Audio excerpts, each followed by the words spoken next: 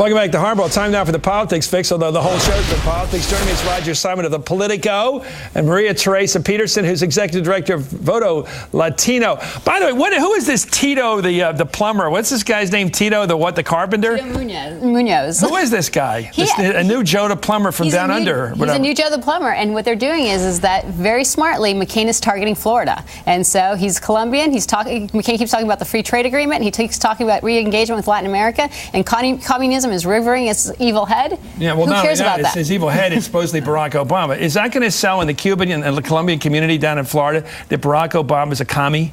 No, but it does ring fears to Venezuelans, Central Americans, Colombians, also here in Virginia, where you have a whole swath. How can it work?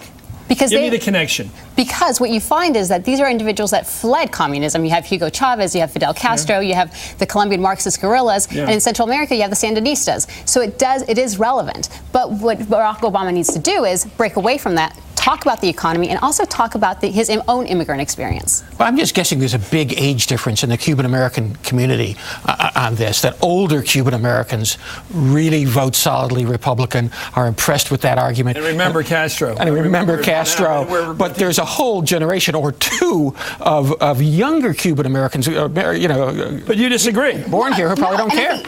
And I think it's exactly right. It's a generational divide. Yeah. But the biggest problem is that do they turn out and vote? And historically, unfortunately, Latino youth haven't. And that's one of the reasons why we do the work that we do. So much of the Obama campaign is dependent on getting the youth out this time. Speaking of youth, what is this fight about the fact that Joe Biden the other day, trying to do what we know he does, show that he knows things, pointing out that a young new president like Barack Obama will be tested by our enemies the way Jack Kennedy was by Khrushchev, and I guess building the Berlin Wall, I guess that's what he was talking about.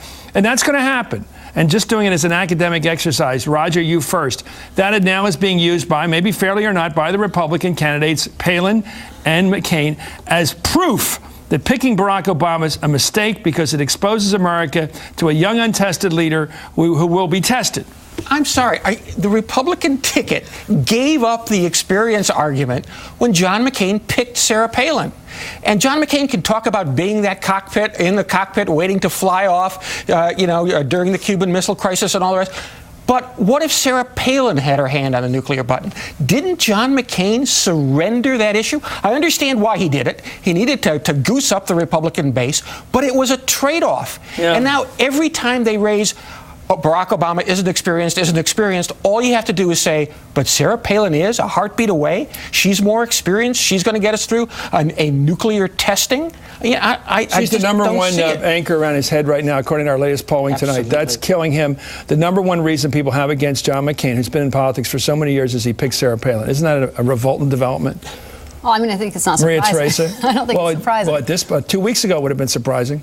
3 weeks ago, it would have definitely been surprising. She was a morning glory. She looked great coming out. But I think that's the thing, is like you have to let her talk, and there was a reason why they had made sure that she was embargoed. Today we saw a recent example, and maybe because I worked on the Hill for 15 years off and on, I do understand the role of the vice presidency. It's entirely limited to a procedural role. They hate going up there. All they do is go up there and sit in that chair and bang the gavel at the direction of the parliamentarian. And now she said, no, the job is to to be in charge of the United States Senate, to get in there and dig in there and come in with good policies. I mean, Lyndon Johnson thought that when he got the vice presidency. He found out in 5 minutes that the Senate caucus wouldn't even let him into their room. All you had to do was watch John Adams on HBO. Right. It showed how frustrated he was by being vice president. He had no powers. He literally handcuffed him. Absolutely. I mean, that's exactly what happened. But it may also be that Sarah Palin is really waiting for 2012. She's written off this election. Well, she said she has nothing to lose in this election. No, but I do not want to be condescending. And I understand the anti-intellectualism in this country because we had the best and the brightest that took us into war in Iraq. The best and the brightest took us into the Vietnam War. The big shots take us into war with all their Harvard and Yale educations, and then the regular kids have to do the fighting. I understand the anti-intellectualism in this country. But at some point, you got to have some book learning. Some knowledge of the job you're about to take. If a vice presidential candidate does not understand the nature of the office, which is to succeed the president in dire circumstances and to have a formal role presiding over the Senate, they shouldn't be there. They don't have the basics down. Well, and I think what happens, Chris, too, and you could agree, when you go in for a job interview, you pretty much know what the job entails, right? You're a star. And I think I'm just kidding, but that's funny because it's so true.